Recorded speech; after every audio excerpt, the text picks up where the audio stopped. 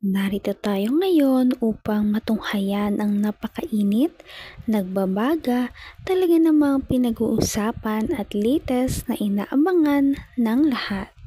Ang latest update sa buhay ni Ate Erika at ang gulong nangyayaring kasalukuyan sa pamilya nila.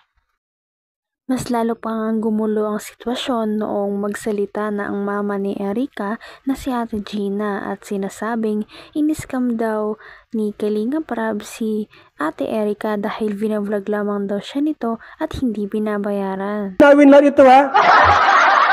Gusto kitang kausap ng personal para linawin natin kung may sumbong ka, akong bahala sa'yo.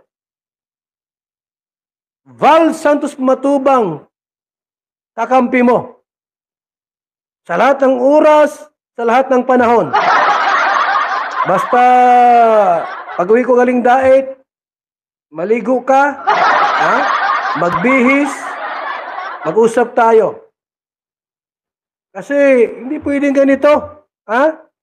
Kaya bakit sinasabi po nila na wala pong naibigay na tulong itong si Kalinga Prab dito kay na samantalang sa part 1 pa lang po ay nakapagbigay na po itong si Kalinga Prab ng 5,000 pesos. At sa part 2 abang malaki-laki! Ibig sabihin po sa bawat vlog ni Kalinga Prab, bayad na pala kayo.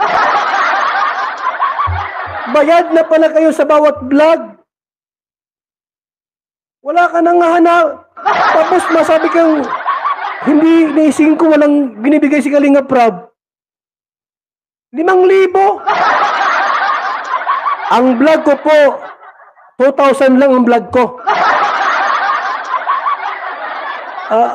Ay, mag-usap tayo dyan. naman po ay nagbigay din po itong si Kalinga Prab ng 4,000 pesos.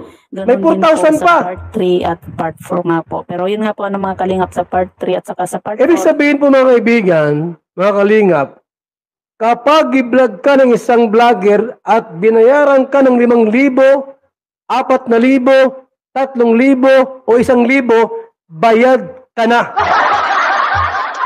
Huwag ka na maghanap pa ng anumang tulong. Bayad na.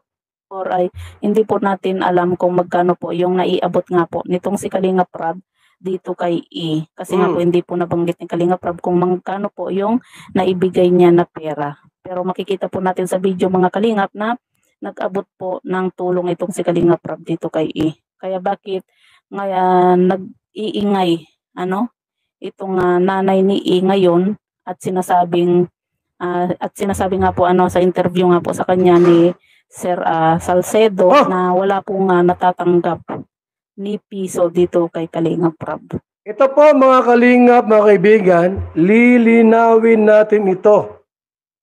Handa akong tumulong kay Gina Zurita. Parang lumalabas na sinungaling pala si Ate Gina at ang kanyang anak na si Erika dahil binabayaran naman pala talaga siya ni Kalinga Prab dahil kita naman ito sa bawat vlog na binabayaran siya ng 5,000 o iba pa dahil meron naman talaga siyang natatanggap kaya naman marami na ang nagbabash sa kanya ngayon. Sa akin po at didipahan ko siya. Ha? Opo. Di ba? Kumaga talagang sinisiraan itong si Kalinga Prab. At sa pabahay pa lang po, di ba? Ipagpalagay na po natin mga kalingap na hindi nga po napabahayan itong si E dahil nga po sa umalis na nga po ito, di ba? Alam naman natin na kapag sa pabahay nga po ni Kalinga Prab ay talagang gumagastos din po itong si Kalinga Prab.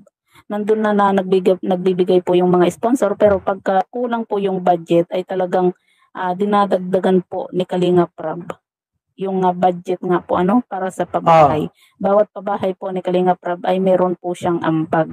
Kaya mga Kalinga Prab, mga kaibigan, abangan niyo po yung ating part 2 nito. Hindi ko ito tatantanan hanggat hindi makuha ni Ate Gina ang katarungan, ang hustisya po. Alamin natin lahat. Nanay Gina Panza Zurita, ako ang kakampi mo sa laban mong ito. Sasamahan kita kahit saan. kakampi mo si Val Santos Matubang. Pupunta ako sa bahay mo, maligo ka, magtabango, at magkwentuhan tayo, at magkape. Ha? Lahat ng reklamo mo sa mga vlogger na yan, akong bahala sa'yo. Ako ang bahala sa'yo. Sa anak mong si Erika, kung nasaan ka man ngayon, kung may mga nang-aapi sa'yo, just text me. Handa akong tumulong. Ang numero ko, 0929-1132-469. Kung wala ka ng allowance, wala kang pera, akong bahala. Marami kong pera dito, bibigyan kita. Ha? Huwag na isama yung isa mong kapatid, yung motor daw, yung sinanla ba yung... hindi ko alam kasi mayroong mga screenshots po mga kaibigan na yung daw kapatid mo, yung tricycle na isanla daw yon. Hayaan mo na yun, basta tayo mag-usap dito. Erika, pasensya ka na doon sa vlogger. Na nang-api sa'yo. I-text mo ako, tawagan mo ako sa numero ko, 0929-1132-469. Handa. Grabe, at parang hindi pa talaga sapat ang gulo ng kanilang pamilya dahil dumagdag pa sila ng ilang tao na guguluhin din dahil nananahimik lamang si Kalingap Rab na tumutulong sa ibang tao at napasama pa siya dahil dito dahil sinasabihan pa siya na hindi daw nagbabayad ng tama sa kanyang mga vlog. Sasamahan kita kahit saan. Kakampi mo si Val Santos Matubang. Pupunta ako sa bahay mo, maligo ka, magtabango, at magkwentuhan tayo, at magkape. Ha? Lahat ng reklamo mo sa mga vlogger na yan, akong bahala sa'yo. Ako ang bahala sa'yo. Sa anak mong si Erika, kung nasaan ka man ngayon, kung may mga nang-aapi sa'yo, just text me. Handa akong tumulong. Ang numero ko, 0929-1132-469. Kung wala ka ng allowance, wala kang pera, akong bahala. Marami kong pera dito, bibigyan kita. Ha? Huwag na isama yung isa mong kapatid, yung motor daw, yung sinanla ba yung... hindi ko alam kasi mayroong mga screenshots po mga kaibigan na yung daw kapatid mo, yung tricycle na isanla daw yon. Hayaan mo na yun, basta tayo mag-usap dito. Erika, pasensya ka na doon sa vlogger. Na nang-api sa'yo. I-text mo ako, tawagan mo ako sa numero ko, 0929-1132-469. Handa kitang samahan sa laban mong ito. Tutulungan kita, anak. Yung nanay mo, kung bahala dyan. At anumang laban mayroon siyang ilalaban, handa akong kampihan. Nasa likod mo lang ako. Don't forget my name, Val Santos Matubang.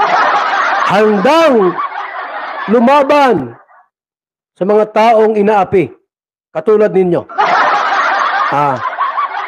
Punta ako dyan sa bahay ninyo. Ate Gina, nasaan ka man ngayon? Gina Panza Sorita. Pupunta ako sa iyo, ha? Maligo ka, magpabango, magbihis ng maganda at maging ako at parang naman magpa-selfie tayo, picture-picture. Salamat po sa nagbigay ng itong ating pong ngayong topic. Ako po'y naawa talaga dito po kay Gina Panza Sorita. Grabe talaga ang mga revelasyong nalaman natin sa video na ito. Ano na kaya ang mangyayari sa pamilya ni Ate Erika? At hanggang dito na lamang muna magtatapos ang ating napakainit, nagbabaga at pinaka-inaabangan na latest issue ni Ate Erika.